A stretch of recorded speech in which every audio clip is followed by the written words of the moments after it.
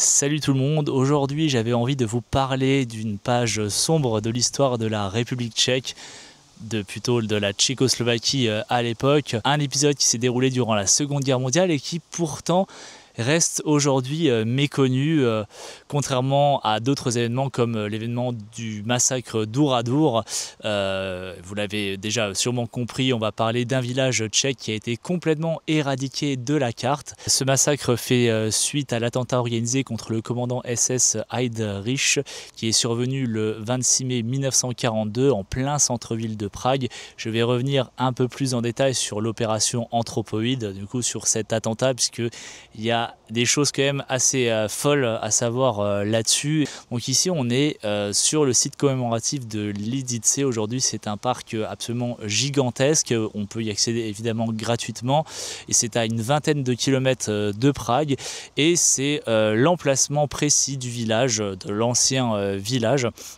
Donc quand les SS ont mené leur enquête pour savoir où s'étaient cachées deux personnes qui avaient participé à l'attentat, ils ont appris qu'ils avaient dormi une nuit dans ce village. Donc ils se sont rendus ici et le 10 juin ils ont tout simplement massacré tout le monde. Ils ont détruit toutes les maisons, ils ont explosé l'église, ils ont explosé l'école, ils ont tué sur place absolument tous les hommes. D'ailleurs ils ont même empilé les corps et ils ont même rajouté de la terre par-dessus. Donc pendant un certain temps, on marchait littéralement au-dessus des corps, il n'y avait pas de sépulture.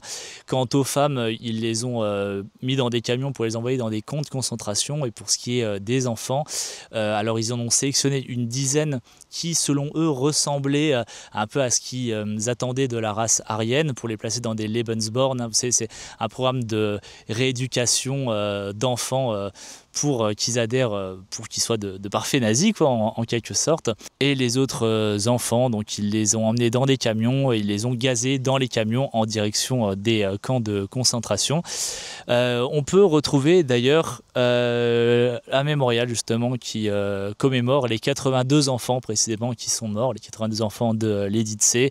Il y a d'autres endroits dans le parc qui rappellent un peu l'événement, il y a même des ruines, il y a notamment la première maison qui a été détruite. Ils ont encore retrouvé un vestige, une pierre de cette maison-là.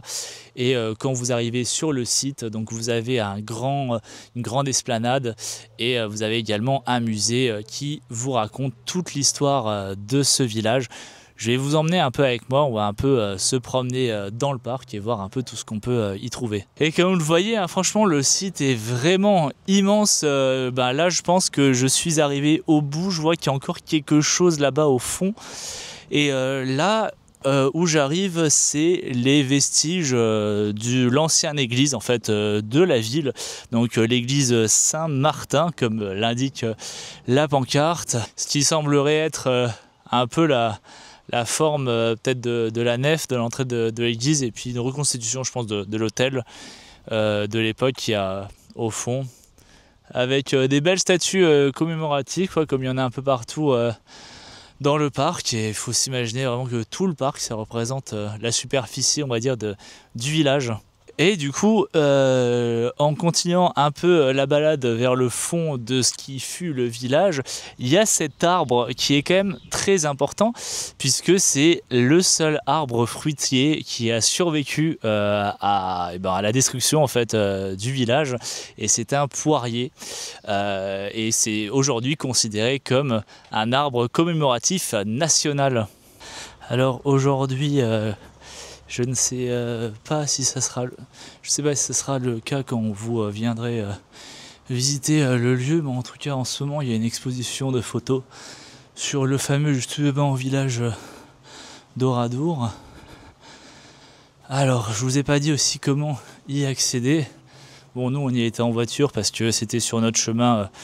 On a visité d'autres choses et puis en rentrant sur Prague on s'est dit qu'on allait passer par là pour vous montrer un peu ce lieu quand même assez important je trouvais. Et sinon vous avez la possibilité depuis Prague d'y accéder en bus. Voilà, je vous mets juste les infos ici. Depuis le centre-ville vous avez deux bus à prendre et ils vous ramènent directement ici sur le parking. Et dans le petit cinéma je viens de voir que vous avez la possibilité de regarder un documentaire selon votre langue. Et c'est vraiment cool parce que du coup, il y a en français et j'imagine qu'il faut appuyer sur ce bouton. Et voilà. La maison paternelle. Cette appartenance particulière de l'homme et la terre à l'endroit où il vit et où il est né. C'est le charme de l'endroit et des choses dont parfois nous ne nous rendons. Le village de Leditse a été reconstruit à partir de 1946 avec des aides venues de partout dans le monde. On a même entendu parler de cette ville au Brésil, puisqu'il y a une ville qui s'appelle Leditse au Brésil, rendez-vous compte. On entend partout parler de cette ville jusqu'au bout du monde, mais alors moi, dans mon cahier d'histoire, on n'en a pas cité une seule fois. C'est évidemment l'histoire de d'Oradour. Alors, quand même, l'histoire de cette ville, elle est incroyable et c'est dommage qu'en France, on ne l'a pas vraiment évoqué. Je ne sais pas si vous connaissez son histoire, dites-le nous dans les commentaires. En tout cas, voilà, la nouvelle ville a été construite dans cette direction, donc à l'ouest de l'ancien emplacement. Avec le petit étang, là-bas, il doit y avoir quoi? Peut-être 500 habitants, c'est vraiment un tout petit village.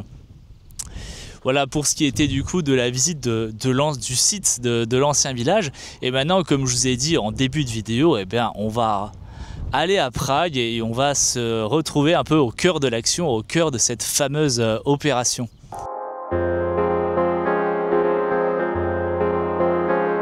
Je suis maintenant à Prague, plus précisément à Prague-Liben, le cœur même de l'opération Anthropoid.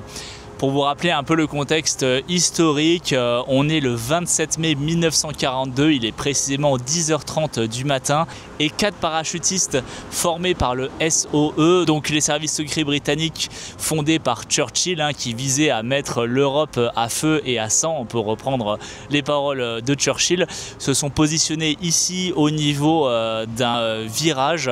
Ils avaient déjà tout prévu, ils connaissaient l'itinéraire qu'allait emprunter Heydrich avec sa Mercedes décapotable. Ce matin vers 10h30, donc il se rendait à son bureau situé au château de Prague. Joseph Gabčík et Jan Kubiš sont en planque à une station de tramway un peu plus loin. L'un de leurs camarades, Adolf Opalka, est chargé de ralentir le véhicule en traversant tout simplement la route. Le plan fonctionne, Gabčík en profite du coup pour se jeter sur la voiture et tente d'ouvrir le feu avec sa mitraillette, mais malheureusement sa mitraillette s'enraille. À ce moment-là, Jan Kubiš débarque à son tour, lance une grenade anti-char sur le véhicule. Il essayait d'atteindre l'habitacle parce que c'est une Mercedes décapotable. Malheureusement, la grenade tombe à côté et dans l'explosion blesse Kubiš. Par chance, elle blesse également Heydrich, mais celui-ci, ne s'en rendant pas compte de l'ampleur des blessures, sort du véhicule, prend son pistolet et essaye de tirer sur les deux agents. Finalement, les deux agents parviennent à s'échapper et Heydrich s'écroule, s'effondre et mourra quelques jours plus tard à l'hôpital d'une septicémie. Si vous voulez vous rendre sur le site, alors évidemment, 80 ans plus tard, le site a quand même bien changé. Je vous note l'adresse de l'arrêt de tramway où vous arrêtez. De toute façon, vous n'allez pas pouvoir le rater parce qu'il y a ce magnifique mural qui a été fait pour l'occasion. Et un peu plus bas, vous allez trouver tout un monument dédié à cette opération. Vous avez absolument tous les détails, limite minute par minute, même les itinéraires empruntés par chacun des agents, là où ils se sont cachés au centre de Prague, à quels endroits précisément, toutes les adresses. Bref, si vous êtes vraiment des passionnés de récits de guerre, de Seconde Guerre mondiale, vous avez vraiment trouvé votre bonheur ici et retracer un peu le parcours de cette incroyable opération. Le récit de cette opération n'est pas encore terminé, donc restez bien encore jusqu'au bout de cette vidéo. Mais en attendant, si vous appréciez ce format, ce sujet, n'hésitez pas à la liker et nous faire part de tous vos retours dans les commentaires.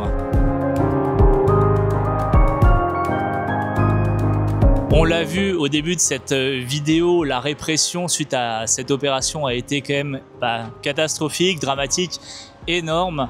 Et cette répression s'est terminée ici à l'église Saint-Cyril et Méthode, qui est une église orthodoxe. Alors en fait, cette église, c'était le refuge, le dernier refuge en fait des résistants, de ceux qui ont participé à l'opération et également d'autres résistants. Ils y avaient déjà tout prévu, hein, tout était déjà bien mis en place. Ils ont mis des matelas, des couvertures, ils avaient de quoi tenir le temps, essayer de se faire oublier. Malheureusement, ils ne se sont pas fait oublier puisque les SS ont été déterminés pour essayer de les retrouver. Via la Gestapo, ils ont interrogé plein de personnes qui ont été torturées et finalement, ils ont réussi à obtenir l'information. Les résistants sont à l'intérieur de cette église. Alors du coup, les résistants se cachent dans la crypte, la crypte qui était en tout cas à l'époque vide. Il y avait juste une dépouille d'un ancien prêtre. Je ne sais pas comment on dit, un prêtre orthodoxe. Et ils ont tenu dans cette crypte pendant 21 nuits. Alors, il ne s'est pas rien passé pendant ces 21 nuits, hein, puisque la bataille, on imagine, a duré quand même plusieurs jours. Il faut vous imaginer 700 soldats entourant le quartier, entourant l'église, en essayant de débusquer les résistants. À la base, ils voulaient que ces résistants-là soient capturés vivants. On imagine pour ensuite pouvoir les torturer à volonté, mais ils se sont pas rendus. Alors du coup, ils ont dû les débusquer, ils ont mitraillé l'église. On retrouve encore actuellement des impacts de balles et ils ont surtout inondé la crypte. Donc ils ont contraint des pompiers tchécoslovaques d'utiliser leur matériel pour inonder la crypte. Ici, je vous montre, c'est la fenêtre où ils ont fait passer le tuyau et ils ont balancé l'eau. Les résistants à l'intérieur de la crypte, ils étaient 4, ils se sont suicidés et le reste, ils ont décidé de mener la bataille à l'intérieur de l'église. Il y a eu énormément d'échanges de tirs. Suite à ça, ils ont été blessés et emmenés par les soldats pour être emmenés vers l'hôpital SS de Podoli. Je vous mets ici le petit plan Maps pour vous montrer à peu près où on est par rapport au centre-ville. Et c'est dans l'ambulance qu'ils ont décidé de se suicider. Et l'entrée que vous voyez derrière moi, je vous conseille vivement d'y aller faire un tour puisque vous allez trouver l'exposition qui va vous retracer toute l'histoire complète de cette opération. L'histoire que je vous ai racontée là, c'est vraiment un très très gros résumé, bien sûr, hein, c'est un peu compliqué de raconter un récit aussi dense comme ça devant une caméra, là, sans texte, en vous improvisant un peu les choses, mais je trouvais que c'était important de vous en parler.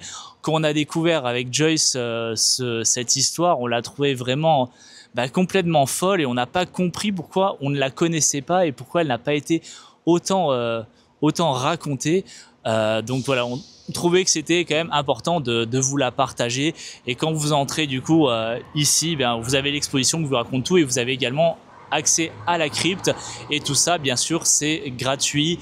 Les explications sont en anglais et en tchèque. Vous avez un très bel aperçu de ce qui s'est passé, aussi beaucoup d'images d'archives et bien sûr des objets d'origine qui ont été utilisés. Et on vient de voir ça, vous pouvez acheter des souvenirs apparemment de cette incroyable opération dans le restaurant qui est situé juste en face. Si cette histoire vous plaît, que vous voulez l'aborder sous un autre angle, sous un autre prisme, je peux vous conseiller 2 films qui sont sortis la même année en 2016. Le premier c'est Anthropoïde avec l'excellent Cillian Murphy et le deuxième c'est 4H, parce qu'il y a 4 H dans le titre, puisque c'est issu d'une expression allemande qui commence à choquer pour des H. Je vous la note juste ici avec sa traduction. Je ne vais pas m'amuser à la dire parce que je l'ai déjà oublié. Voilà, en tout cas, c'est 2 films qu'on n'a pas encore vus d'ailleurs. Et pour le coup, avec nos recherches, ça nous a donné envie de les voir. Merci en tout cas d'avoir regardé cette vidéo jusqu'au bout. Si ça vous a plu, n'hésitez pas à me le dire dans les commentaires. N'hésitez pas non plus à la liker, à la partager et à vous abonner pour nous encourager dans notre travail. Et je vous dis à bientôt pour de nouvelles découvertes.